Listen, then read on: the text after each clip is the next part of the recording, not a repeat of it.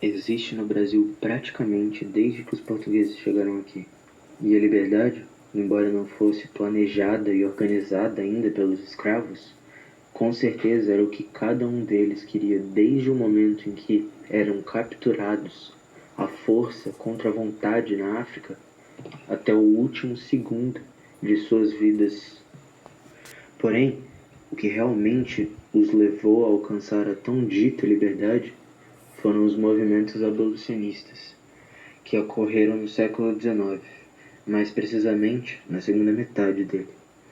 Em 4 de setembro de 1850, a Lei de Eusébio de Queiroz foi criada, proibindo o tráfico de africanos, os famosos navios negreiros. E por mais que não tenha sido criada por causa do movimento abolicionista, e sim pela pressão que a Inglaterra exercia no Brasil, ela foi a primeira lei a favor do escravo, e mais importante, o primeiro passo para mudar a cabeça dos homens livres e para dar força aos que não eram.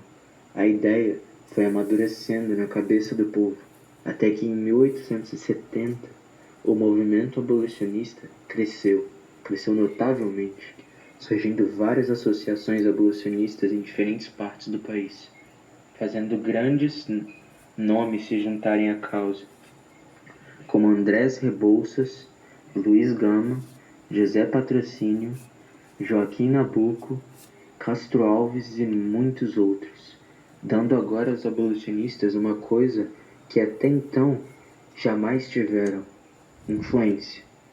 E essa influência lhes rendeu 227 sociedades abolicionistas no Brasil. Essas sociedades, por sua vez, renderam artigos em jornais, panfletos nas ruas, conferências a favor da ideologia e, mais importante, muito no que falar.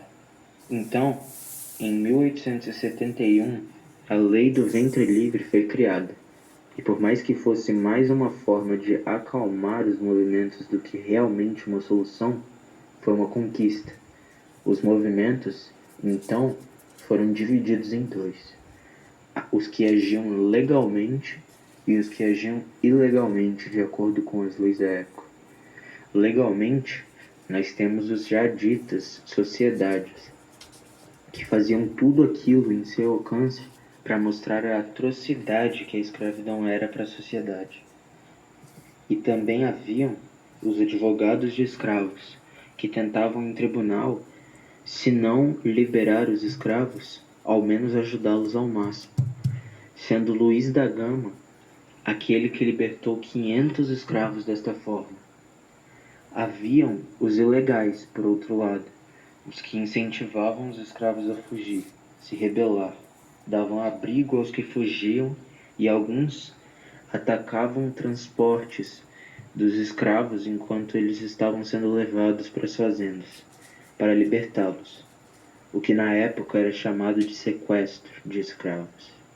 Os escravos que fugiam iam para os quilombos, sendo um dos mais famosos o Quilombo do Leblon, responsável também por criar o símbolo do movimento, a camélia branca, uma flor que eles plantavam muito, e com o tempo acabou se tornando uma mensagem política.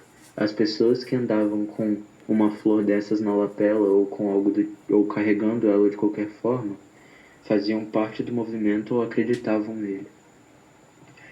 Em 1885, outra conquista, a Lei dos Sexagenários, cada vez mais próximo da abolição.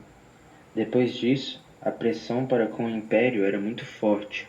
O Brasil era o único país da América ainda a ter o trabalho escravo, sem falar nas fugas que só aumentavam desde que as leis começaram a ser criadas.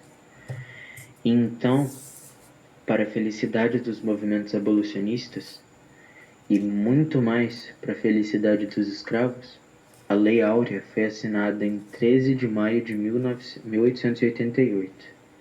E, infelizmente, mal sabiam eles o que ainda havia pela frente.